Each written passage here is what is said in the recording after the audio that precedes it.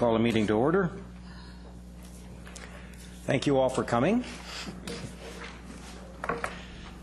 Madam Clerk. Your Worship. Item 1 is the City of Coquitlam Citywide Official Community Plan Bylaw number 4407-2013 and City of Coquitlam Zoning Amendment Bylaw number 4408-2013 related to the application for 514 to 554 Foster Avenue and 636 to 640 Aspen Street. The recommendation is that Council give second, third, and fourth and final readings to City of Coquitlam Citywide Official Community Plan Amendment Bylaw number 4407-2013, and I'd ask that Council vote on that. Thank you. Your Worship, I'd like to defer this to next week. Okay. There's been a motion to defer, and we normally simply accept those. We'll do a seconder. I'll second. Okay. Just a moment. Because I wish to think about it. Okay. I promise, once someone's moved something and it's seconded, then the person that moved it can explain why. Councillor Nicholson on the question of why. That's my whole explanation, Your Worship. We heard a good deal tonight. I had read this carefully beforehand, but I heard a good deal more, and I need to weigh what I've heard and before I'm ready to decide on this one. Okay, the motion is to defer till next week. Only 1 week. Only 1 week. Okay, all in favor of all in favor of deferral? All opposed? Councillor Sikora is opposed. The motion carries. That item is moved till next week's agenda. Okay. Might be appropriate then for Council to also defer second and third readings of Zoning Amendment Bylaw number 4408-2013. No, we can move forward. So moved. Okay, so we've motion is to defer second and third reading as well. All in favor? Opposed? That motion carries unanimously. Item 2 relates to City of Coquitlam Zoning Amendment Bylaw number 4417-2013 related to the properties at 945 and 951 Charland Avenue. Could you clear the speakers list, please? Second. The recommendation is that Council give second and third readings to the bylaw. Moved by Councillor Sikora, second by Councillor Nicholson before the reading was finished. Anybody else? All in favor? Opposed? Carried unanimously. Item 3, City of Coquitlam Zoning Amendment Bylaw number 4409-2013 related to the rezoning application for 1400 and 1404 Haversley Avenue. The recommendation is that Council give second, third, and fourth and final readings to City of Coquitlam Zoning Amendment Bylaw number 4409-2013. I wish to decline. Second. Moved by Councillor Reid to decline, seconded by Councillor Nicholson. Councillor Sikora. Thank you very much, Mayor. You know, this one is a little troublesome to me. The fact is that, the neighborhood is totally against it. I haven't heard of anybody really speaking. The fact is that, identification must happen and a few other things can happen. But certainly, it's a lane and it's a hard, it's pretty, I've got friends living in there and they have a great problem with in and out of their driveways, and it's a dead-end street. So I don't think anything like this can happen. And the fact is, if the architect said that there'd be 4 houses, possibly with basement suites, so that's 8 units in all. That means maybe 16 cars. Could be more. Could be a few less. We don't know. But I certainly, after hearing all the applicants, all the residents complaining about what they like in the area, what they don't like in the area, I will not be supporting it. Thank you. Thank you. Councillor O'Neill. Yeah, thank you. I think I speak for a lot of council and talk about that we're generally in favor of densification of these sorts of neighborhoods, and certainly the official community plan talks about that and has identified this as an area where we can look at densification. All leads to affordable housing, more affordable housing. And I was, making notes about what made this sort of work in that sense. But in making all these notes, I realized I was I would have had to end up sort of making the presentation that I think that the developer, the architect, should have been doing with the neighbors before this even got to us. Like, why am I put in the position of having to figure out why this should work, and maybe figuring out why they're trying to guess how these can be dealt with and all this sort of stuff. You know, and there's answers to some of these things. It's not going to be 12 more cars. It's going to be 6 more cars because 6 could already be there, and that sort of stuff. But I'm pulling these things like out of the air to try to justify this, and really, I don't have all the facts and information here, and it really seems that the developer should have been doing all of this stuff.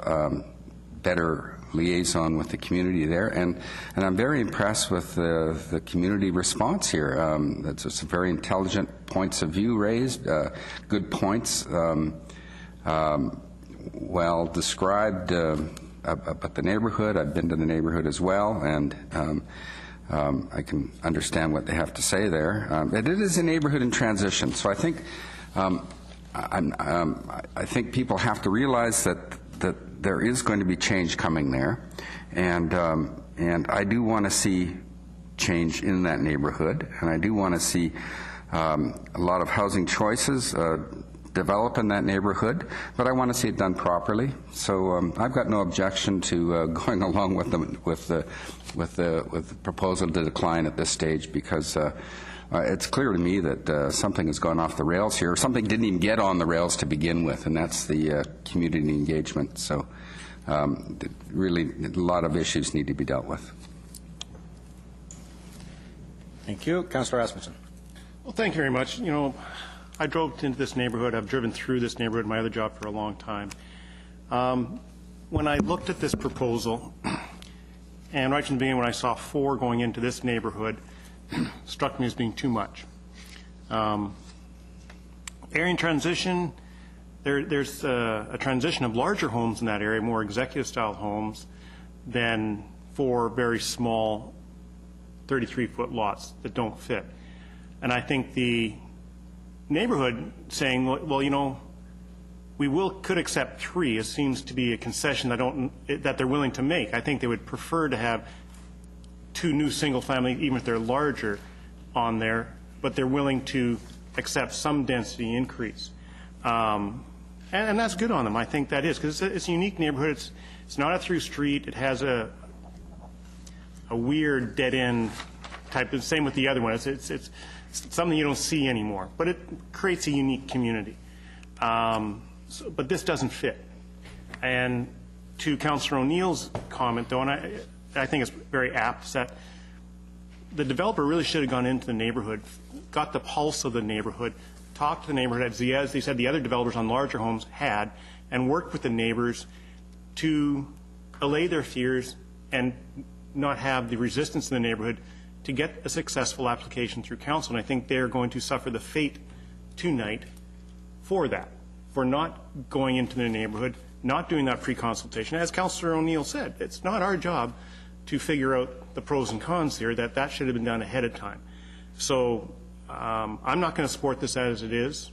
It's back to the developers if they wish to reapply in a different form or go out to the community in the neighborhood to really build that trust back, because I think there's a trust issue right now even that they're going to have to rebuild in that neighborhood. So I can't accept it, and I will decline this application at this time, and they will have, if they want, another opportunity to reapply. But first, I really encourage them to go talk to the neighborhood. Thank you. Thank you. Councillor Hodge. You know, when I first read the application and I looked it over and I looked at what the OCP said, and on paper this looked like what I wanted to see in this community. I mean, I want to see smaller homes. I want to see affordability. I want to see people to be able to move into our community. And then when I went and I looked at the street and I talked to the neighbors, and I saw people making an investment in the street, both financial, raising their families there. And I realized that this, for some reason, it just didn't seem like a good fit when you actually got in there and looked at it. And I'm so glad I went in and actually looked and saw. And tonight, we heard a lot of comments from the residents and from the people who live on that street. They were all well-informed. This is a neighborhood where everybody seems to know each other. And one thing that they were clear on is that they realized that there would be change, but this was not the change that they wanted to see, at least not at this time. And I was happy then, and I had a chance to hear from a representative of the company, and he talked about that the applicant would be flexible and that there were things that they would do. And I thought, well, how sad that this is that this just came forward today and not weeks ago, where there could have been that dialogue in the community. And maybe there is down the road for some dialogue, and maybe there's other options there that will fit. And I encourage the owners of this property to take a look at maybe what will fit, what will work there, and to work with the neighbors in this community and on the street, because this is a beautiful street. It's a wonderful street, and I think that there is something that will fit there, but I can't support this particular development this time. Thank you. Thank you. Councillor Reid. Thank you.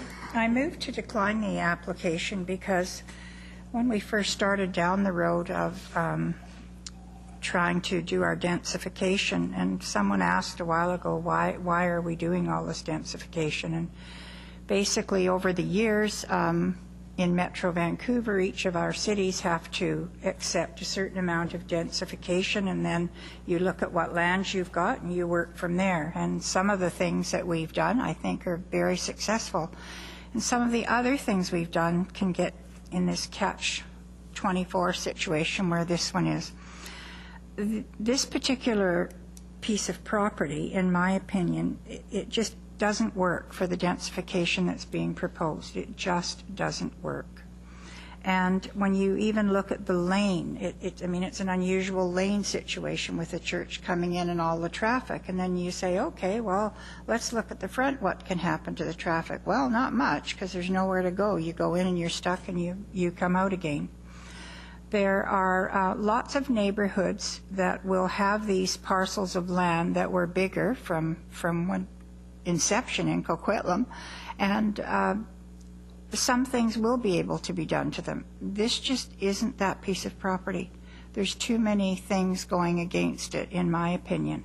But I will tell you tonight, I was sure proud to be a Coquitlamite, because this neighborhood came not in anger or disparaging remarks against the development or anything. They came saying, gee, I wish someone had talked to us. I wish someone had told us. So that's very inviting, and I thank you all for that. That was really, really nice to see.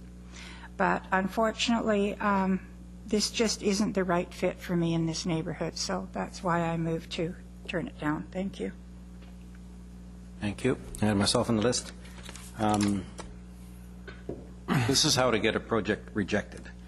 I tell proponents all the time, speak to the neighborhood. Speak to the neighbors. Engage the neighbors in what you want to do. One of our challenges as a community, and it's a big challenge, is that when a 11,000 square foot lot gets redeveloped, it gets typically one big house. Some people call it a monster house, often with a suite, often with more than one suite. These oversized houses change the character of a neighborhood much more significantly than this project would, perhaps even, because these homes were more in keeping with the size of the neighborhood's homes. And but the challenge before us tonight is that the neighborhood is important, and you ignore the neighborhood at your peril. And I actually have to have a word to Mr. Farstead. He told us, Mr. Farstead, the architect, told us that he wouldn't be able to speak to the history of the project as he'd only been engaged recently. I've seen and participated in hundreds of development presentations like this, but something about that, there was a hunch or something, gave me misgivings. Development is a long-term process. In real estate terms, only recently doesn't mean several hours ago. So I was troubled by that. In future, I'd urge you, if you were engaged in the morning, just say so, and we can work with that. I want to find an application that is in keeping with the neighborhood, but also has talked to the neighborhood, has engaged them, and this one didn't. We do need to find a solution that isn't going to be monster homes on every lot. And I think that solution is going to be easy to find in this neighborhood. I think there's a group of neighbors that wants to work with the landowners, and I hope they do work with the neighborhood. I will be supporting the motion to reject. Councillor Nicholson. Thank you, Your Worship. Well, one last whack at the nail, I suppose. You know, it's pretty much all of the above, and not to belabor it, consultation is the answer. Consultation is required. If you want it to work, you have to consult, and I wish people had. I compliment the neighborhood on coming together, and as somebody before me said, speaking politely. It was a pleasure to hear from you. I met some really nice people through this process, and I'm grateful for that. And I look forward to somebody working with them to come up with something to do with those lots in their neighborhood, because they don't need to see them turn derelict. Thank you. Okay, I'm not sure how this one's going to come out, but let's have a vote. The motion is to reject the application, deny the application. All in favor of denial. All opposed. That motion carries unanimously.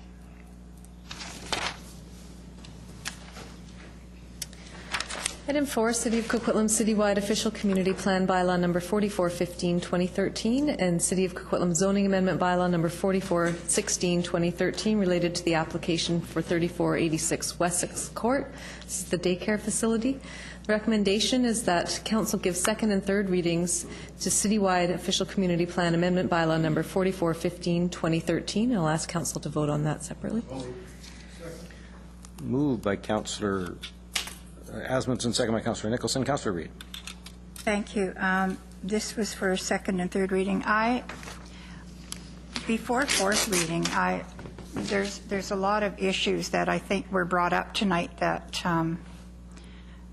I hope staff is still working through. I guess there's form and function, which will come along in its way, and I think we got a really good lesson tonight about when we have a brand new development area, about when something unexpected pops up, that, you know, there are things we have to look at. So I'm certainly going to support second and third reading, but hopefully you will work with the applicant prior to fourth reading, and we can see some pretty pictures. Thank you. Thank you. I'm of the same mind, supporting second and third reading. I think at this point I want staff to make sure that the building that's presented for development permit is in keeping with the character of the neighborhood, however it's defined. I want a building that does blend in a little bit, although I actually am quite pleased with the shape, the size, rather, the extent of the building. I think they've done a relatively good job of producing essentially a double-wide single-family home from the street and from the back. I think by and large the scale of the building is appropriate. So I'm not troubled by that as much as I'm troubled by the comments from several members of the audience that it isn't the same kind of character and it will stand out, some might say, like a sore thumb. So I want to make sure that we have addressed all of that and we're comfortable with that reality when we get to development permit. Councillor Sikora. Yeah, thank you very much. You know, I feel that this is a very, very good development. It's a development, of course, it's on 3 lots. That's something that we have to look at, that it's 3 lots, not a 1 lot, so it's not some kind of monster house or, you know, or ugly. It's a beautiful design. It's well situated. I think in that area also, certainly a daycare will be needed in the worst way, and there's enough parking in there, and certainly I think that something that I can support. I have no difficulty with this one whatsoever. Thank you. Councillor Asmundson. Well, thank you very much. I like this development. I think the proponent has done a good job on designing the building, taking into consideration the sloping part of the lot, using the grade I think the 3 lots that they're using, the size of the building is minimized because the bigger homes off of Wessex are up high. This is sitting at the same level and lowered down off to the slope. Parking issues, I don't have a problem with the parking issues, because what people don't realize or wasn't mentioned in this development is that on Kingston, you have the houses on Wessex and you have the development on Wessex. On the other side of Kingston, on the south end, there's only the ability to have one house at the south end. The rest of it's a SPIA. So there is no other housing on the other side of Kingston. And as Mr. Elliott says, it's parking on both sides of the street. So there is no housing on the other side of the street, so there's a lot of extra parking space to park on the street that isn't used by residents. I think this is a design that is better than most daycares that are a single-family house has been converted into a daycare in an existing neighborhood with local roads, traffic issues, lack of playground space. I think with the 3 lots designed for the younger kids, the older kids, really works well for facility of the children, the daycare, and I was quite impressed by the lift going to second floor, even thinking about the kids and getting up and down. So I think they've taken a lot of thought into this, and I think they have made a good amendment on the design to blend in and work with the neighborhood, the hardy board, the cladding, the different pitch design. Remember, this is an institutional building, but they've tried to make it look like 2 single-family homes. And, you know, to the developer, I think when they knew it was on 3 lots, you're going to know the size of a daycare facility if you're taking up 3 lots. As for the parking issues, you would have had 3 large single-family homes on there with potential for suites in them, with parking on the street that would have been in through there. So I think for the community up there, the young families, the children up there, being where it's located at Kingston and Princeton on a collector road, it's good access for the people living throughout that community in that area to access a daycare center. I think they've done a very good job, and I'm going to support it fully. I think it fits the neighborhood very well. Thank you very much. Councillor O'Neill. Yes, thank you. I'm going to support it as well. You know, there was some discussion about whether or not this looks like a daycare or it doesn't look like a daycare. I don't actually know what a daycare looks like. But I do know what residential homes look like, and I do know what like hospitals normally look like and things like that, big institutions. This doesn't look like a big institution. It looks like a big house, and you know, so does that look like a daycare or not look like a daycare? Given that daycares are normally in homes, perhaps this looks like a daycare, but there's nothing wrong with that if a home fits into if a home is part of a residential neighborhood. So that conversation was a little confusing to me. Anyway, I've got it sorted out now. So this looks like a residential home, a big one, and I think that fits in. In terms of whether or not it fits in with the design themes in the rest of the surrounding areas, I have no idea. You know, I do whether there's a French flair developing or not. I do know that this looks residential generally, and that I like. So. And in terms of the land use, I'm very much persuaded that this is a good land use for the area. We also heard about cars and the parking, and I was going to make the same point that Councillor Asmundson made about the fact that there was going to be 3 big homes there regardless. If this institution wasn't made, they may have basement suites as well, so there's going to be a lot of parking on the street most likely anyway. And as for the cars pulling in and out, the congestion that might or might not develop, we're talking perhaps 70 cars over 2 hours. That's 70 into 120 minutes. That's 1 car every 1.7 minutes if it's spread out evenly. So it's 1 car in a little less than every 2 minutes. That's not congestion in my books. Now, it's not likely to spread out nice and evenly, but I think, you know, certainly from what we heard from staff as well, the streets can handle that. I don't think it's not going to be like a school where everybody gets there at 5 to 9 or something. This is going to be spread out. over about 2 hours in the morning and 2 hours in the afternoon, and one car in about every 2 minutes on average I don't think is a big concern. So anyway, those are some of the reasons I'll be supporting this. Thank you. Thank you. Councillor Hodge. Well, certainly I'm pleased to see daycare up on the mountain. That's a young community, people with young families up there, and most people up there working, both parents working. So I think there's certainly a need for a facility like this. So it's nice to see another amenity in the community. Generally, I think, again, the term generally looks residential. It does. It was interesting when in one of the presentations they talked about a similar facility up at the plateau. And, and I've spent a lot of years driving around this community, and I was racking my brain for which one it was. So finally I Googled it and pulled it up on the street map. I go, oh yeah, that's the Montessori school. And then I realized that to be able to go by it all the time and not really realize it was there tells me that I think the same thing's going to happen up on Burke Mountain, that this facility will be built, it will be accepted, and it will just blend in to the community just as the one has up on the plateau.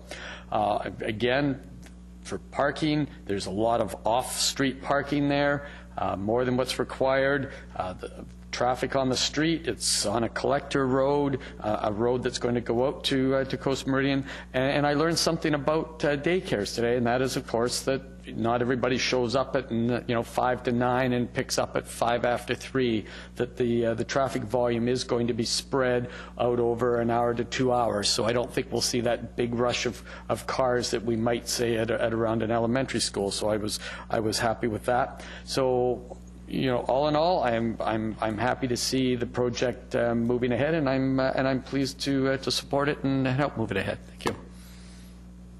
Thank you. Councillor Reid. I'm sorry, Your Worship, I just forgot to ask something else. There is in this pile of papers, there is something about a building scheme or a restrictive covenant or something on title, but I don't want to just rely on the parking situation to prohibit some other use. So can that be addressed before fourth reading? Yes, Your Worship, through you to Councillor Reid. I had noted that in your earlier comments, hoping to get clarification from Council in that regard. At this point, staff are presenting the bylaws for up to third reading only, because we, even though the only thing outstanding is the restrictive covenant for design, and that has to be registered by the applicant before we will grant final reading. At this point, we are also getting some direction from Council on the design. That we may or may not have to get some modification, but we can certainly add the additional requirement that there be a covenant placed on the property that would also limit the use to a child care facility, a daycare facility only. Unless, I mean, all it does is sort of protect someone from just swooping in and doing it. But because if they wanted to come to Council and we chose to take the covenant off, we could. But I just think in such a residential neighborhood, it's the proper thing to do. No problem. That can be done. Thank you. Yeah.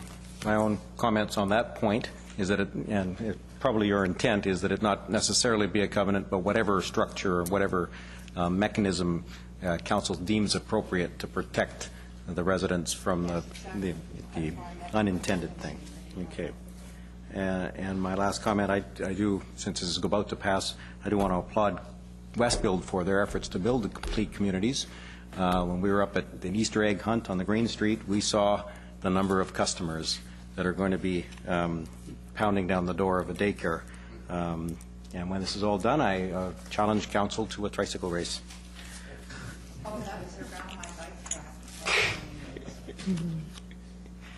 Motion is second and third for a daycare. All in favor? Opposed? Carried unanimously. The second part of the recommendation is that Council give second and third readings to City of Coquitlam Zoning Amendment Bylaw number 4416, 2013. All in favor? Opposed? Carried unanimously. Last item, item 5, City of Coquitlam Zoning Amendment Bylaw number 4419, 2013, related to a text amendment to increase fence heights. Recommendations that Council give second, third, and fourth and final readings to Zoning Amendment Bylaw number 4419, 2013.